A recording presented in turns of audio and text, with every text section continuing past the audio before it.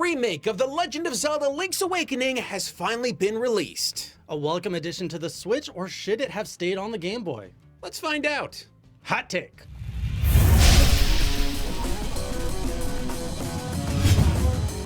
So, I'm a fan of Zelda, and I like today, Zelda too. yeah, that's why you're here today, because we're going to try and add other people to the rotation. It's not that we don't like Adam, but we're friends with Jay, and throughout the next couple days, you're going to see other people sitting beside me, and then some days you'll just see Adam sitting with other people. But today we begin with Jay. Jay, you've been around the block a bit. You've played a lot of Zelda games. Quite a few. Yeah, and a lot of Nintendo games in general. Also, nice shirt. So here's the thing, folks. We're both fans of the original. We both played it on the Game Boy. And I kind of freaked myself out a bit when I realized how old the original Game Boy release was. Same. I didn't realize it was that old. I think the last time I played this game was almost 20 years I think ago. it was. I mean, like, so everybody understands, this isn't the first remake of Link's Awakening. There was also a Game Boy Color remake of the original, which added some color and some other things too. There was They like a added a special new dungeon. Yeah. So they played up on the whole color theme. Yes. 'Cause color was a big deal. Yeah, in the late for the 90s. color, right? Yeah. Now this is hilarious because when I realized just how old the game was, I was thinking, you don't really need to remake Link's Awakening. That doesn't make much sense. But then it kind of came more into clarity as we started playing the game. Now, there is a lot to break down here. Both he and I did not beat the game, but we played a lot of it. I would say I'm several hours in. I want to say about 7-8 hours in, maybe. And the game isn't that much longer than that. I'm pretty much close to the end. I have most of the map revealed. So this isn't a full review up until the end, but I don't want people thinking that there's going to be spoilers here. By the way, it is a 20-year-old game. If we were to give spoilers out, that wouldn't be that big of a deal, but we're not doing that today, okay? So don't worry. If you've never played it, you're going to be all right. So let's talk about the first things first. The intro to this game looks amazing. It's like a hand-drawn animated not really cel-shaded, but it looks like a really cool anime style intro. I mean, this is fantastic. I love this direction for the Zelda series. Whenever they go into kind of that anime vibe, I love it. This intro is great. It's a huge step above what they had on the Game Boy. Yeah, absolutely. Which was a little boat sailing across the sea. I don't know if you want to go from here into the graphical style right away, but this is actually a good segue point because I love the anime style so much. I'm one of the few that wish the art direction was a tad different. I'll give you that because so that intro that you just saw, that visual style does not enter into the rest of the game. As far as we can tell so far, it's not, if it is used again, it's not used at all for the 7 hours I've played. But what you're seeing here, this is the sort of miniature claymation, like forced perspective look where things are out of focus in the back and things are closer in focus more in the center of the screen. It reminds me a little bit of that Rudolph special from like the 50s or 60s that always plays around Christmas time. Yeah, that's exactly what that looks like. Now, so you're not a fan of it, but I am. I love the way this thing looks. I love the way that every little detail is placed out.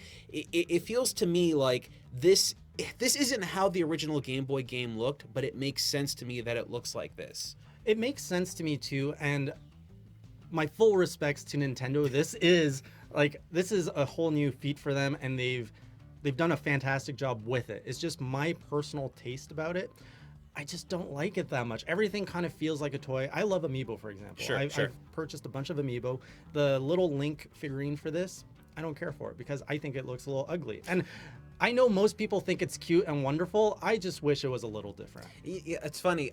So back when the GameCube originally came out and they had the Zelda game on GameCube, Wind Waker, a lot of people, they were upset with the visual style then too. It's one of those things. You're not the first person I've heard that hasn't really liked this visual style too much. Personally, I'm a fan, but I was also a fan of Wind Waker's visual style way back in the day. So I believe in the minority on this. I think a lot more people don't like the way this looks. I love Wind Waker though. Yeah. I love the Wind Waker look. It's cartoony, it's fun. And this one is more of a kind of a toy feel. That's the direction that they went in, and it's fine. It looks great, like I said, and the whole blurry edges. Again, the execution, flawless, perfect. Yeah. For art direction, I'm not a big fan of it. My top-down stuff, I really like Minish Cap, the Oracle games, A Link to the Past, and actually A Link to the Past is probably my favorite style in the top-down view. So modernizing that just a touch, that's my personal taste in art direction. Sure. So another little bit that they've done here is obviously the soundtrack has been revived in a way that didn't sound like it's from the original Game Boy. Personally, I would have loved to hear that original soundtrack all over again, and it is still here, but it just sounds so much clearer. I think you and I are both on the same page here. This is a fantastic soundtrack. Like, in my opinion, this is better than Wind Waker. Or sorry, not Wind Waker. Oh, yes, better than Wind Waker. I mean, better than Breath of the Wild. Oh, I disagree there. Oh, really? Okay. Yeah. The music here, maybe, okay, this could be nostalgia, folks. I love the original soundtrack to this game on the Game Boy. Hearing it refreshed, remixed, and redone in a way that sounds like it's alive, and there's like an orchestra, and it sounds like there's a lot of textures and details to it. That soundtrack sounds fantastic. And even the tiny things like the girl singing near the rooster, the rooster thing. I don't know what you call that. Yeah, that sound sounds fantastic. Originally it was like just notes on a Game Boy speaker, but now it sounds like a girl is actually singing it with her voice. It's really, really cool. I'll give it to you. The music in this game is a lot more iconic than, for example, Breath of the Wild. When I say it doesn't quite beat Breath of the Wild, Breath of the Wild is more about kind of a background noise, and I always play that when I'm studying or working on anything. What am I studying these days anyway? When I'm working on projects, I always put the Breath of the Wild soundtrack. This one, though, because the songs are more iconic and they're remixes, they get stuck in my head. I'm constantly seeing Ballad of the Windfish in my head, just the humming it, the da-na-na. Yeah. And I love that in this one, they actually made a lyrics-based cover of Ballad of the Wind. I forget what it's Windfish. called. Is it Windfish? Okay. So they only used the 30-second clip in the commercial in both with Japanese lyrics and English lyrics. And it bugged me so much that I couldn't find the full version of that. But I just found out that they've actually finally released it. It's about 1.5 minutes, and you can listen to the full lyric version of Ballad of the Windfish, and I love it. It sounds fantastic. I think like I really want that soundtrack, like the whole thing here on a disc. Well, not on a disc, probably You want it on a cassette too, Shane? I want to stream it. Is that what it is now? This game is so old for me that I'm thinking like soundtrack on a cassette tape. It's seriously that bad. But folks, this game may look one-to-one just like the original in terms of how it's presented. Obviously, there's a visual facelift, but things are quite different. For instance, the footage you're seeing now is showing scrolling gameplay without basically edge-of-screen movement. Right. So on the original, you get to the edge of a screen, and then it jumps over to the next screen. This has a scrolling movement, which I think is very appropriate. You see this mostly on the overworld, but whenever you're in a dungeon, it resorts back to the original design. So it's actually, even the dungeons are not widescreen. They're still 4:3, and when you get to the edges, it just jumps to the next area. Right. And it's kind of weird to see that, but it makes sense in the context of this game. It does feel great in the overworld, the fact that it is widescreen now. The world feels larger. Before, you were... it was just this square little screen. It was zoomed in a lot more because the Game Boy was limited in what it could show on screen. So this does feel like a much larger world, even though they recreated everything pretty much one-to-one. Yeah, it really does. I mean, it's funny when you think about scrolling movement on a camera that it wouldn't actually affect anything, but yeah, it does. It literally makes the world feel that much bigger, and it's just by changing the camera movement. It's such a smart little detail, but obviously they had to do something like that because now you can see far more on the screen than you could in the past. On the overworld, it's a true widescreen experience, allowing you to see just a little bit beyond where you typically couldn't have seen in the previous game, making it maybe a little bit more easy to travel. But it's not just that. They've also added additional elements like more warp points and stuff, so you can get around the overworld a lot easier and faster. You've also got more heart pieces now. They've added, I think, 20 more heart pieces. You also have more seashells. They brought that up to a count of 50, which is like 25 more. So not only does it actually feel bigger of a world, but there's more to do, there's more to find, there's a lot more warp points. The original one, which was where they introduced warp points, was Link's Awakening DX. I believe that one had 4, and now they cranked that up to, I think, 10 or 12. There's a lot more. Yeah, in this game too, what I really like, I don't use it a lot, but I do use it sometimes, is the map. The map on here is a lot better because you've got a bigger access point, a whole, like, it's just, you can zoom in a lot more. You can add markers to areas, and markers, I know a lot of people don't tend to use these that much, but just think of it this way. If you've gone to a dungeon, you know there's something in there you haven't been able to get access to yet, you can actually place a marker on it to remind yourself later that there is something there. And that's important to me. And like, just being able to kind of customize your experience. Not every gamer is going to use it, but it's there. This is just added functionality to make the game easier and more fun to traverse. It's interesting because I did not use markers in Breath of the Wild on the map. In this one, I do, because I know that when I see something, I can't access it because I don't have the right item yet.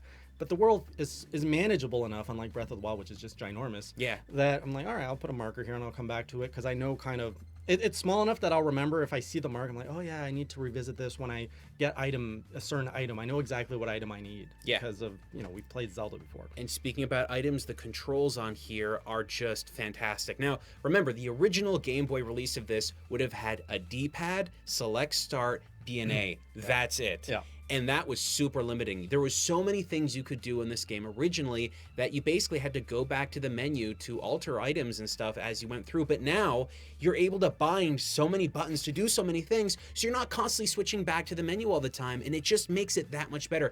Once you've played it this way, you will never want to play the original again. And I'm not saying the original's bad, it's just this works. They've modernized it, and that's great. And another feature we didn't touch up on is on the map screen, you have memories. So let's say you put the game away for, I don't know, a week, a month, and you come back to it and you're like, what was I doing in this game? Yes. You can scroll through the memories and you can remember the last encounter you had with the owl, or with any character, and you can get right back into the story with little reminders of, oh yeah, I was working on this. Yes, and there's those little bits and pieces that really help you along. And I don't think people are going to be playing this for months and months and months, because I don't believe it's the longest Zelda game they've ever made. It's one that you could beat theoretically in about, let's just say, 12 hours, maybe a little bit longer than that if you really took a lot of time, and depending on the difficulty mode you chose as well. Oh my god, the difficulty mode. So I've always played my Zelda games usually on the normal difficulty. I like enjoying the game and not necessarily being my Zelda games.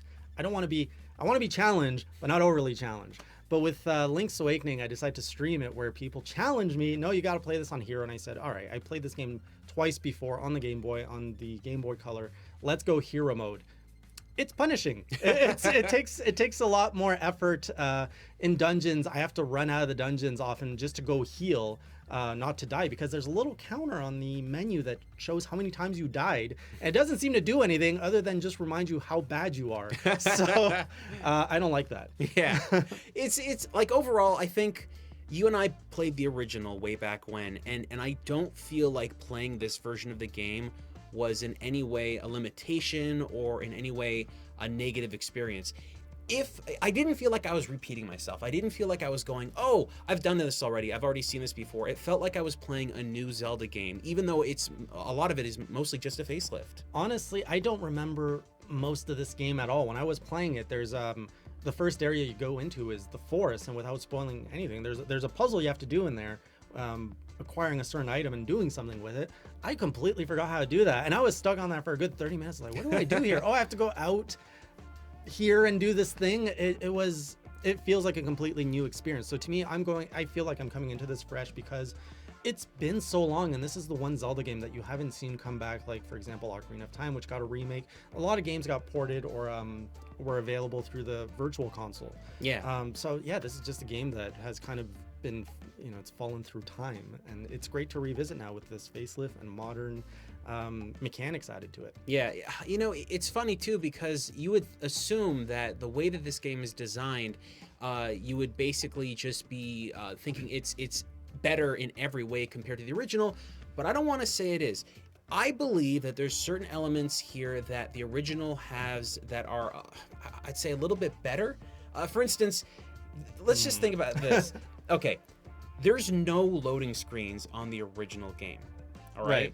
This version has loading screens. You can see it on the screen right there. Sometimes it's not very long, but they do exist, and that's something you didn't have on the original Game Boy version. I know that doesn't seem like that big of a deal, and I don't believe it's something that's going to alter anyone's gameplay, but it's just one of those things that we have now that you didn't have back then. So when you have that loading screen, it makes you think, oh, okay, wait, yeah, I'm going into a new zone. It doesn't happen all the time. But when it does happen, sometimes it can be a little bit longer than you probably expect. This is a fully 3D generated world, and unlike the past where it was a bunch of little teeny pixels on a very low resolution screen, you're now dealing with a much larger world that it has to basically take a break to load that next sequence on. Well, that's just a modern gaming mechanic, load screens. No, it really is not as good. But one thing that the original did not have, or at least I don't recall it having, the frame rate drops. Yeah, that is noticeable. quite a bit. Yeah, and that's a big con on this. There are certain areas of the map. There's one specific area where it's like a little bit of a swamp. You can definitely see the frame drops happen there. I'm going to be totally fair with you folks. I care about frame rates a lot when it comes to games. I want that smooth gameplay experience, and you will notice frame drops on here quite frequently. When you have it on the like actually docked, unless you have it on a Switch Lite, you're only walking around with this thing forever. But when it's docked, you will see frame drops every so often. Even then. But I think it's about the same, if not maybe just a little bit worse when you're taking it around in free mode, which I played both, like portable and docked, and it's there. It's just I don't think it really harmed the gameplay completely. So I only play docked mode. I'm that kind of guy. Okay. And between the two of us, you're usually a little bit more of a stickler when it comes to frame rates and all that. I hardly ever talk about or notice it. But in my gameplay, it is quite noticeable. It's not to the point where it's unplayable, or it's just a little bit annoyed. So we kind of saw this a little bit in Breath of the Wild, actually, where when you were in heavily dense forest, you had that noticeable frame rate. It's comparable to that. It's noticeable enough that it's like, really, why is this here, Nintendo? This is the Zelda franchise. You'd expect just them to polish that out, and they did with Breath of the Wild. So they might patch this out eventually.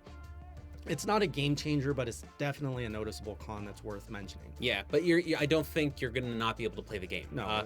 The things where it may affect you a lot, there is this one game mechanic. You get it right at the beginning. It's basically a gigantic claw game. Oh, jeez. And now look, a lot of people have complained about this. I happen to have had a pretty good experience playing the claw game. In fact, I had such a good experience that the footage I recorded the first time over, I messed up the first time because I didn't know how to play it. And then right after that, I ended up getting everything in one go without stopping, which you're about to see right now. But there is an issue with this, okay, folks? This is the greatest example of how things have changed. The original game did not use a physics engine. This one does. And that physics engine sometimes can mess up even if you have a perfect grab. So for instance, you'll see the rubies there. Sometimes when you grab the ruby, it will actually just slide out of the claw, and it just happens sometimes. It's not even just the ruby, but any of the other items. Just once in a while, even if it's perfect, even if you did the exact thing you were supposed to do, that piece will just fall out of the grip of it. And it's funny too, because when you see the items being picked up by the claw, you'll notice that the items don't actually sit still inside of the claw. They'll be rotating around. Right. And that just shows you that, look, it has changed. The original Game Boy game did not have physics. You'll see it right there. The gem or the ruby's about to roll around inside there. Like, it's some weird thing that they did. And it works, but sometimes, even if you're perfect, it'll fail, and that's why people have been so upset with that one game mechanic. But that attention to detail I respect that. Oh, yeah. I was not expecting that much realism in a crane game, and when you play an actual crane game, you can be great at it, and you will lose it because of the worst mechanics. Crane games are rigged. Let's not even get on that. So that's the thing. Yeah. So they ported all of the good and bad parts of a crane game into this. And yes, it feels unfair. It can be frustrating, but I like that because this is a legit crane game now. You even have, when the claw kind of grabs the thing, sometimes it's only one claw, or like they all act independently. Whereas if I recall right, in the original, it was just get on top of it, boom, you got it. Yes. And that's it. Now, something that is basically a pullover from the original as well is that, well, this game has a lot of dialogue that feels like it's really rooted in the past. The best way to explain this, on the Game Boy, you had such a small screen that they didn't want to fill like pages and pages of dialogue. So you had very short, very specific information pieces. And sometimes they came off really cheesy. Like, I'm not going to mention which boss it is, but one of the bosses goes, "I'm your next boss." And I was like, it sounds weird. because you don't really, you want something more to be said, or maybe some kind of additional dialogue. Taunt me, you know? Yeah, but they've stuck to the original things here. You're not hearing any voice acting or any kind of performances like that. You're not getting much grander dialogue. What the original story was is pretty much stayed true to form here. You're not getting a completely different story, a completely different experience, or completely new dialogue. It really does feel like an old game, at least there, moved forward, which is fine. It's reminiscent. I think there's a lot of people that are going to play this game and know exactly what those characters say at those moments, and for them not to say those things would probably make them feel really awkward. Right. I didn't notice that like you did, but you did bring up the fact that this is an old game mechanic that's brought here, and that brings another interesting point. We now have 2 very different Zelda games on the Switch: Breath of the Wild, Link's Awakening, for the same price. Yes. And that is something that I think needs to be considered, because they're 2 very different experiences under the same franchise. And personally, I don't see that value anymore in Link's Awakening to be paying full price. Yeah. Did Nintendo put a lot of effort into it? Absolutely. They put a lot of care and love into this game that they probably need to sell at full price for this to be a reasonable business model. But when you consider that you can get Breath of the Wild for the same price as Link's Awakening and put in hundreds of hours, most people I've talked to put in 90, 100 plus you hours. You put in hours in that game for sure. And then you have Link's Awakening, which is a very different game, a very fun game, has a lot of positives. But honestly, you're looking at 10 to 15 hours.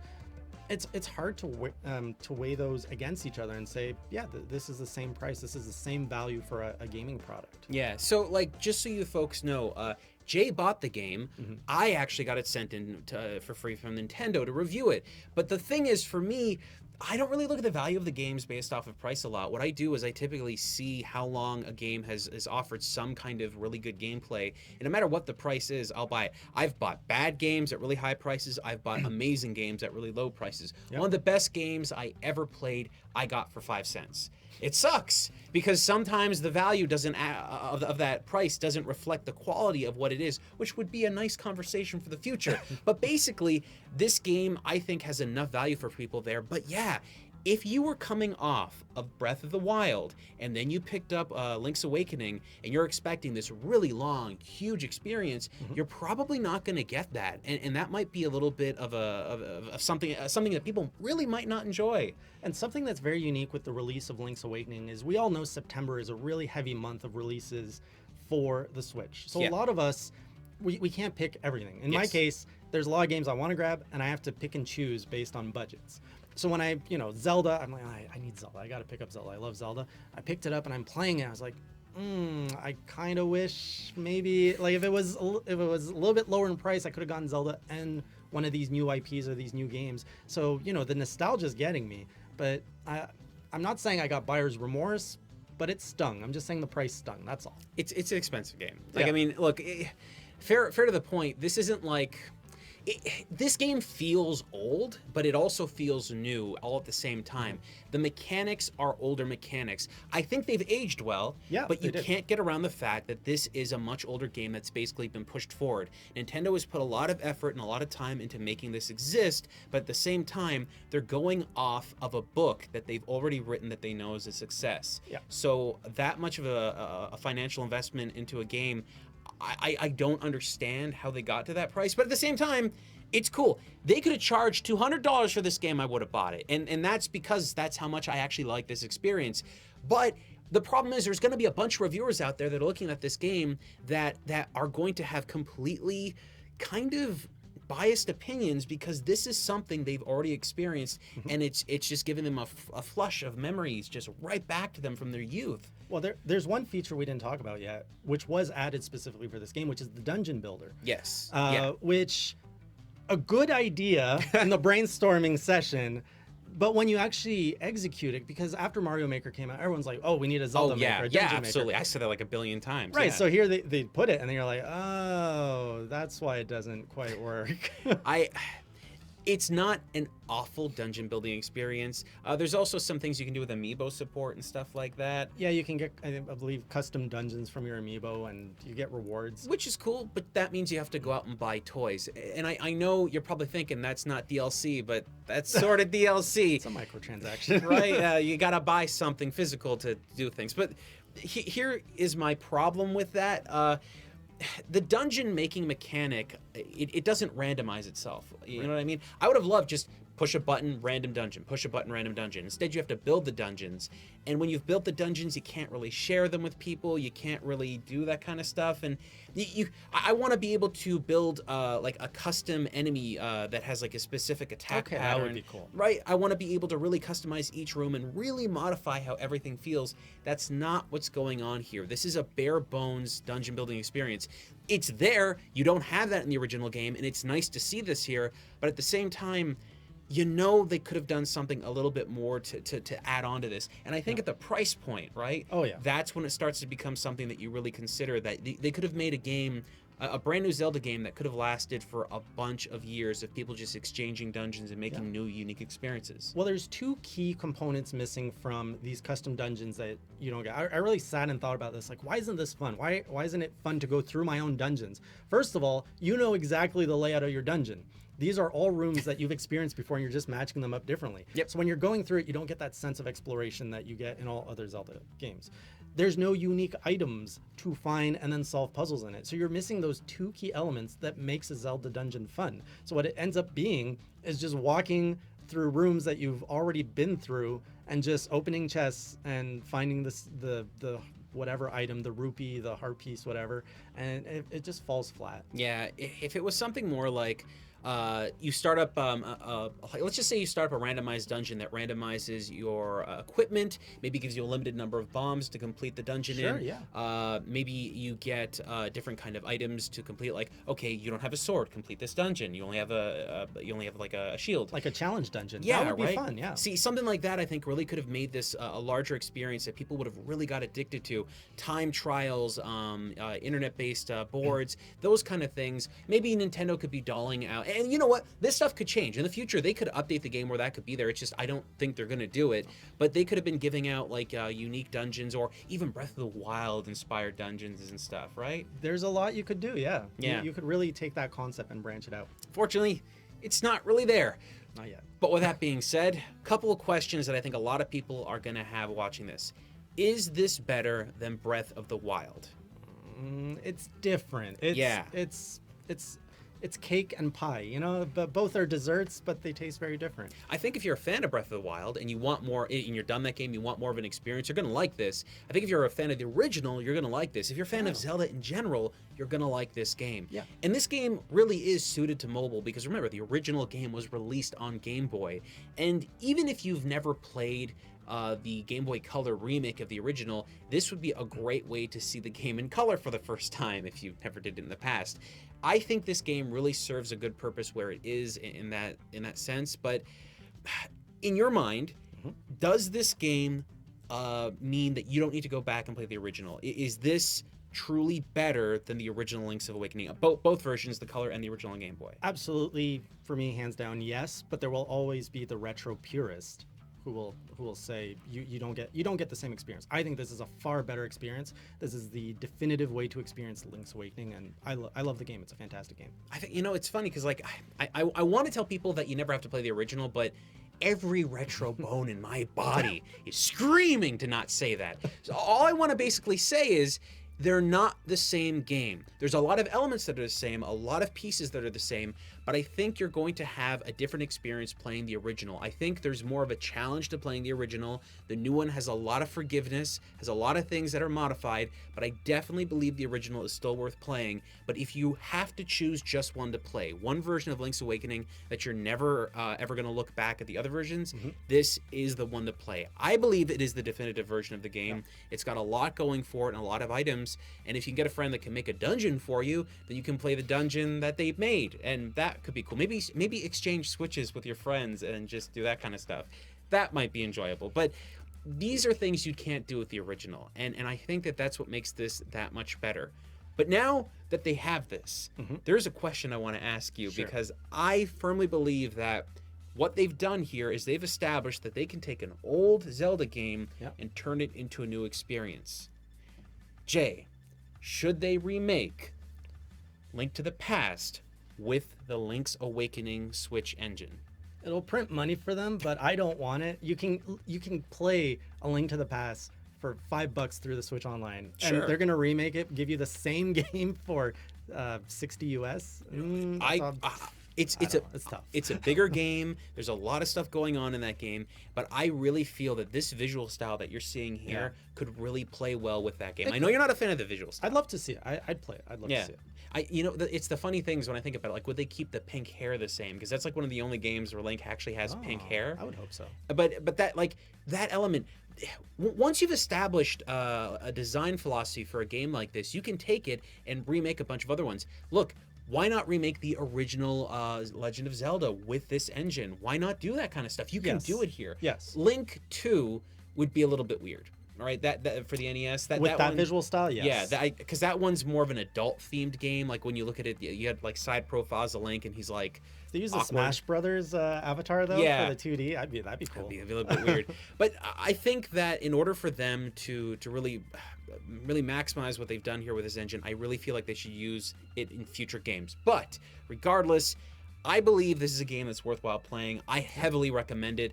Nintendo's done a fantastic job. Every element of this I really enjoyed. And the things I didn't like I was pulling to find things that are negatives here. The loading screen was the best negative I could come up with. And even then, the loading screens are simply not that long. Whether in portable mode or docked, it just doesn't matter. They've done... It is one, in my opinion, it is one of the best Zelda games they've ever made, and it's even better now. And I barely noticed the loading screens, so there really isn't too many cons. Yeah. But for me, it was really the price, but that's a personal opinion on whoever, everyone's finances. So, full recommendation? Full recommendation, absolutely. All right. So, folks, what do you think? Is The Legend of Zelda Link's Awakening on the Nintendo Switch something you're into? Or is it something that you probably think you could pass by? Which you shouldn't, but let us know what you think in the comments below.